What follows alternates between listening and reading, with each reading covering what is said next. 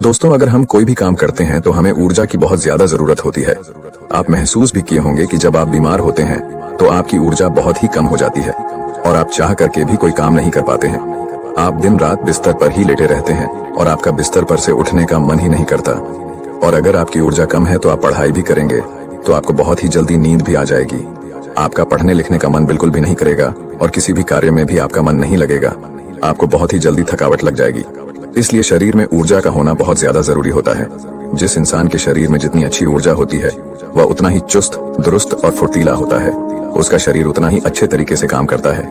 लेकिन जिस भी व्यक्ति के अंदर ऊर्जा की कमी रहती है उसका मन बहुत ही निराश और हताश रहता है।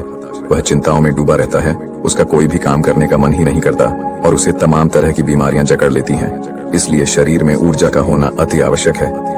मित्रों, आज के इस वीडियो में हम ऊर्जा बढ़ाने के तरीकों के बारे में आपको बताऊंगा, जिसे जान और समझ लेने के बाद आप खुद अपने अंदर की ऊर्जा को बढ़ा सकेंगे और खुद आप तरोताजा महसूस करेंगे। आपके शरीर के अंदर फुर्ती आ जाएगी। तो मित्रों, इस वीडियो को छोड़ करके कहीं जाइएगा नहीं। मित्रों, प्राचीन समय में नर्मदा नदी के किनारे बसे एक आश्रम में रोज की तरह गुरु अपने शिष्यों को तरह तरह की विद्याएं सिखाया करते थे। कुंडलिनी योग से लेकर के ध्यान करने तक वह सारी विद्याएं अपने शिष्यों को सिखाया करते थे। उन्हीं शिष्यों में एक निर्मल नाम का एक शिष्य था जिसका व्यवहार अन्य शिष्यों से बिल्कुल अलग था। उसके शरीर में ऊर्जा रहती ही नहीं थी। वह हर समय थका थका सा रहता था। एक बार की बात है, गुरु रोज की तरह अपने शिष्यों को ज्ञान का उपदेश दे रहे थे। उपदेश के बीच में ही निर्मल को नींद आ गई और गुरु की नजर अचानक निर्मल पर पड़ गई। फिर गुरु को गुस्सा भी आया। गुरु डांट कर बोलते हैं कि निर्मल, तुमने रात को ठीक से सोया नहीं था क्या, जो तुम्हें अभी इसी वक्त नींद आ रही है। निर्मल घबरा गया और वह तुरंत नींद से जाग गया और फिर कहने लगा कि गुरुवर माफ कीजिएगा, मैं रात को भी सोता हूँ, फिर भी पता नहीं क्यों मुझे हर समय नींद आती रहती है। ऐसा लगता है कि शरीर में जान ही नहीं है। मैं बहुत जल्दी थक भी जाता हूँ। चाह करके भी मैं कुछ कर नहीं पाता। गुरुवर, मेरा पढ़ाई में भी बिल्कुल मन नहीं लगता। मैं तरह तरह के उपाय भी अपनाता हूँ और फिर भी मैं सफल नहीं हो पाता। हर समय ऐसा लगता है कि हमारे शरीर की ऊर्जा को किसी ने छीन लिया है। गुरु कहते हैं कि निर्मल, तुम बिल्कुल भी घबराओ नहीं। आज तुम्हारे साथ साथ मैं सभी शिष्यों को शरीर की ऊर्जा बढ़ाने के तरीके बता रहा हूँ, जिसे तुम सब ध्यान पूर्वक सुनना। गुरु कहते हैं कि शिष्यों, सिर्फ अच्छा भोजन करने से शरीर में ऊर्जा नहीं बढ़ती। शरीर में ऊर्जा बढ़ाने के कई सारे कारण होते हैं। गुरु कहते हैं कि आश्रम में जो अनाज की खेती होती है तो क्या वह सिर्फ उसमें पानी डालने से ही अच्छी फसलें तैयार हो जाती हैं क्या? सभी शिष्य कहते हैं कि नहीं गुरुवर, उसमें तो खाद माटी के साथ साथ तमाम चीजें डालनी पड़ती हैं, तब जाकर के फसल अच्छी तैयार होती है। गुरु कहते हैं कि अगर खेतों में पौधों को सिर्फ पानी ही डाला जाए तो क्या फसलों की पैदावार अच्छी होगी? सभी शिष्य कहते हैं कि नहीं गुरुवर, ऐसे में तो फसलें मुरझा जाएंगी। गुरु कहते हैं कि ठीक उसी प्रकार हमारे शरीर की भी हालत होती है। अगर हम सिर्फ खाना ही खाएंगे अच्छा तो भी हमारे शरीर में ऊर्जा नहीं पैदा होगी। अच्छी ऊर्जा पैदा करने के लिए कई सारे तरीके होते हैं। उनमें पहला तरीका है कम खाने की आदत डालो। सभी शेष गुरु की इस बात को सुनकर के आश्चर्यचकित हो जाते हैं कि गुरुवर, अगर हम लोग बहुत कम खाना खाएंगे तो फिर हमारे शरीर में ऊर्जा कहाँ से आएगी? गुरु कहते हैं कि यही तो आज तक तुम सब समझ ही नहीं पाए। लोग सोचते हैं कि ज्यादा खाना खाएंगे तो शरीर में ताकत बढ़ेगी। ऐसा कुछ भी नहीं होता है। आप खाना पर्याप्त मात्रा में लीजिए, बल्कि मैं तो यह कहूंगा कि जितना आपको भूख है उससे थोड़ा कम ही खाइए। इससे क्या होगा कि जो आपके शरीर की प्राण ऊर्जा है वह भोजन को जल्दी से पचा देगी और जो बाकी ऊर्जा बचेगी वह आपके शरीर की टूटी फूटी कोशिकाओं की मरम्मत करने में मदद करेगी। इससे आपके शरीर की प्राण ऊर्जा को आपके शरीर की देखरेख करने के लिए बहुत समय मिल जाएगा। और आप जब खाना पर्याप्त मात्रा में लेते हैं, बहुत ज्यादा खाना नहीं खाते हैं, तो आपका शरीर हल्का रहता है। और जब आपका शरीर हल्का रहेगा, खाना बहुत अच्छे तरीके से पच जाएगा, तो बाकी लोगों की अपेक्षा आप बहुत हल्का और ऊर्जावान महसूस करेंगे। गुरु कहते हैं कि जो लोग ज्यादा खाना खाते हैं उनके शरीर की सारी ऊर्जा सिर्फ खाने को ही पचाने में लग जाती है और कई घंटों तक तो उनका खाना पचता ही रहता है और ठीक से उनका पाचन भी नहीं हो पाता। पेट उनका भारी भारी सा रहता है।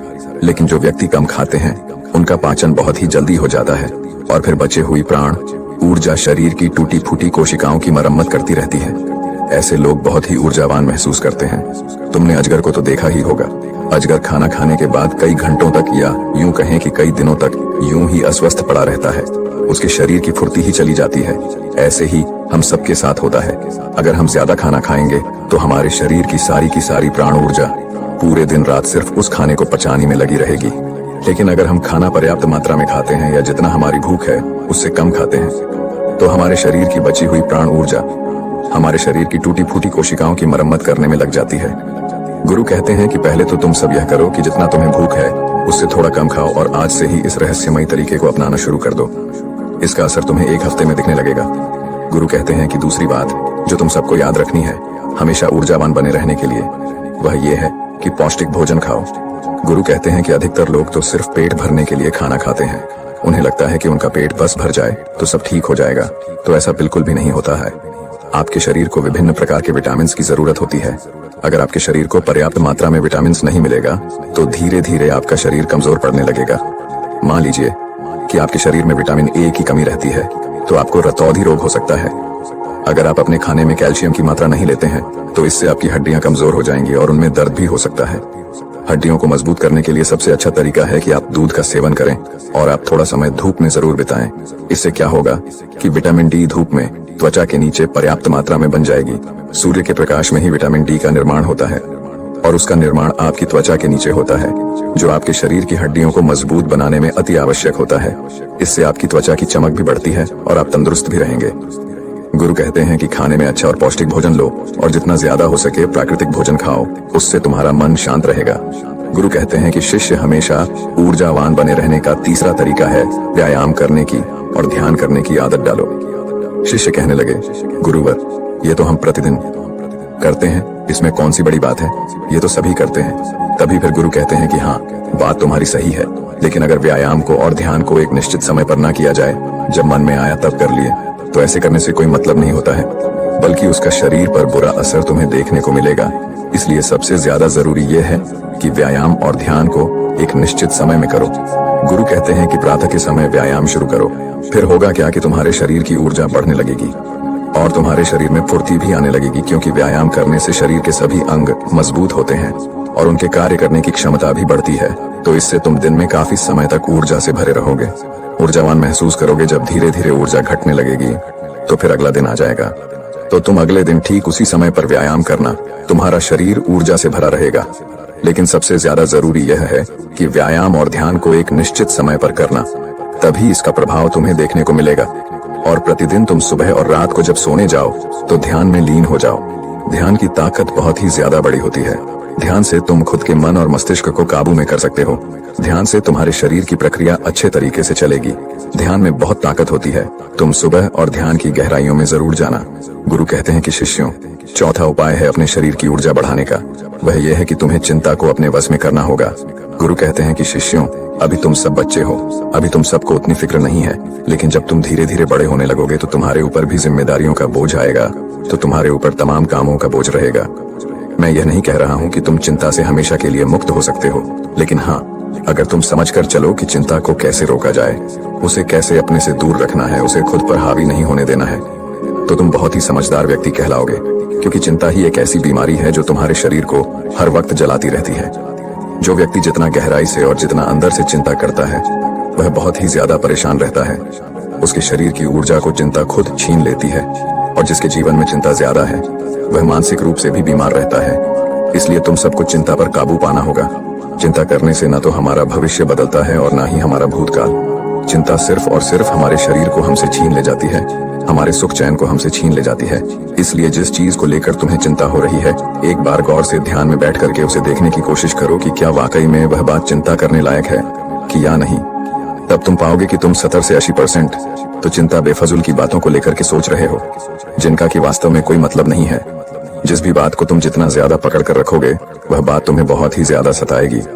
इसलिए जो हो रहा है उसे होने दो, क्योंकि अगर तुम्हारा शरीर स्वस्थ रहेगा, तुम ऊर्जावान बने रहोगे, तो तुम चिंता से भी निपट लोगे। इसीलिए शिष्यों, अगर तुम्हें ऊर्जावान बने रहना है तो चिंता को अपने काबू में करना होगा, और इसके लिए आप प्रतिदिन ध्यान और व्यायाम की क्रिया जरूर शुरू करो। गुरु कहते हैं कि हमेशा ऊर्जावान बने रहने का 5वां नियम है, समय की गति के अनुसार चलो। शिष्य कहते हैं कि गुरुवर, यह बात कुछ ज्यादा समझ में नहीं आ रही है कि समय की गति के अनुसार क्या होता है। गुरु कहते हैं कि जब सुबह होती है तो चिड़ियां चहचहाने लगती हैं, पौधों के फूल खिल जाते हैं, पत्तियां हरी भरी हो जाती हैं, वह भी सूर्य के प्रकाश में अपने भोजन का निर्माण करने लगती है, कलियां भी खिलने लगती हैं और चारों तरफ पेड़ पौधे ऊर्जा से भर जाते हैं। इसी प्रकार तुम्हारा शरीर भी होता है। अगर सूर्य निकलने से पहले तुम नहीं उठते हो बिस्तर से, तो तुम्हारे शरीर की ऊर्जा कम होने लगती है। प्रकृति के साथ खुद को तालमेल बनाकर चलो। जब सूर्य उगता है उससे पहले तुम सब अपने बिस्तर से उठ जाओ, और जब सूर्य अस्त होने लगता है तो उस समय भी तुम सब सोने चले जाओ। अगर तुम सब सही काम को सही समय पर करते हो तो तुम्हारा शरीर हमेशा ऊर्जावान बना रहेगा। जो व्यक्ति आलसी होता है, सूर्य निकलने के बाद उठता है और रात भर जागता रहता है, दिन में सोता रहता है, तो उसके शरीर की ऊर्जा क्षीण होने लगती है। क्योंकि अगर तुम प्रकृति के साथ खुद को तालमेल बैठाकर नहीं चलोगे तो तुम्हारे शरीर की ऊर्जा कम होने लगेगी। इसलिए अपने सभी कार्यों को समय के अनुसार करो। जब तुम समय के अनुसार कार्य को करोगे तो तुम्हारा शरीर भी स्वस्थ रहेगा और तुम्हें कार्य करने की चिंता भी नहीं रहेगी, क्योंकि तुमने अपने कार्य को सही समय पर कर लिया। कुछ लोगों को नींद रात में इसलिए नहीं आती है क्योंकि एक तो चिंता उन्हें बहुत सताती रहती है और दूसरी बात यह है कि वह समय के अनुसार चलते भी नहीं। इसलिए अगर तुम्हें लंबी जिंदगी जीना है तो अपने कार्यों को समय के अनुसार करो। गुरु कहते हैं कि हमेशा ऊर्जावान बने रहने का छठा नियम है, खुद पर ध्यान दो। गुरु कहते हैं कि यह बहुत ही शक्तिशाली नियम है। खुद पर ध्यान देने का मतलब यह है कि तुम सब खुद से खुद को प्यार करो, खुद के लिए अच्छा सोचो। कई बार होता है कि कुछ लोग दूसरों की जिंदगी से बहुत ही ज्यादा निराश रहते हैं। अगर कोई दूसरा विकास कर रहा है तो उससे बहुत ही ज्यादा परेशान रहते हैं।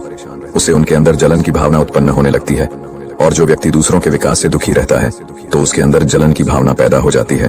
तो धीरे धीरे उसका शरीर ऊर्जा से क्षीण होने लगता है। इसलिए दूसरों पर ध्यान देने की बजाय खुद पर ध्यान दो, खुद को बेहतर बनाने में लग जाओ। जब तुम पूरी ऊर्जा के साथ खुद को बेहतर बनाने में लगोगे तो तुम्हारे कार्य जरूर सफल होंगे। वह व्यक्ति अपने जीवन में कभी भी सफल नहीं हो पाता जो हर समय दूसरों के बारे में सोचता रहता है, दूसरों की बुराई के बारे में सोचता रहता है, दूसरों से जलन की भावना रखता है। उस व्यक्ति की ऊर्जा कभी भी अच्छी नहीं रहती। लेकिन वहीं पर जो व्यक्ति अपने बारे में अच्छा सोचता है और दूसरों के भी बारे में अच्छा सोचता है तो उसकी ऊर्जा हमेशा बनी रहती है। इसलिए अपनी ऊर्जा को अगर बढ़ाना है तो खुद के बारे में अच्छा सोचो और खुद से बहुत प्यार करो। जब कोई इंसान किसी दूसरे व्यक्ति से जलता रहता है तो उसके हार्मोन्स नकारात्मक होने लगते हैं, और अच्छे हार्मोन्स कभी भी उसके शरीर से स्रावित ही नहीं हो पाते, जिससे उसकी ऊर्जा कम होने लगती है। लेकिन वहीं पर जो व्यक्ति अच्छा सोचता है, पॉजिटिव रहता है, तो उसके शरीर के सभी हार्मोन्स सकारात्मक तरीके से निकलते रहते हैं, जिससे उसके शरीर में ऊर्जा बनी रहती है। गुरु कहते हैं कि हमेशा ऊर्जावान बने रहने का 7वां नियम है, सकारात्मक रहें। कैसी भी सिचुएशन तुम्हारी जिंदगी में आ जाए, तुम्हें हमेशा सकारात्मक बने रहना होगा। जो व्यक्ति जितना ज्यादा सकारात्मक होता है उसकी सोच उतनी ही ज्यादा सकारात्मक होती है। वह उतना ही अच्छे तरीके से परेशानियों से निपट सकता है।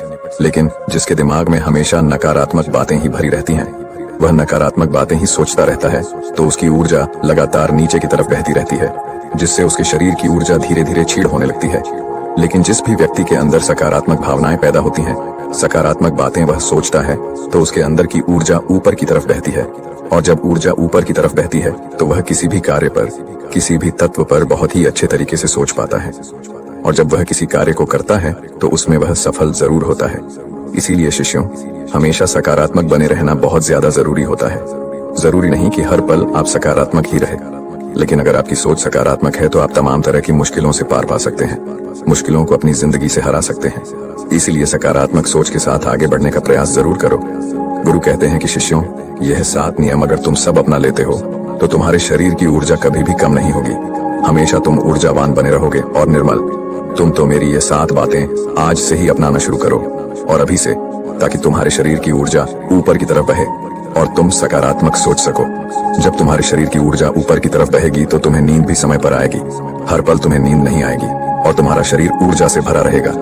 गुरु यह 7 नियम बताकर के शांत हो जाते हैं। तभी सभी शिष्य खड़े होते हैं और गुरु को प्रणाम करते हैं और उनका धन्यवाद अदा करते हैं, और सब लोग अपने अपने कार्यों पर वापस लग जाते हैं। तो दोस्तों, उम्मीद है इस वीडियो से आपको काफी कुछ सीखने को मिला होगा, और अगर कुछ सीखने को मिला हो तो हमारे इस वीडियो को लाइक, शेयर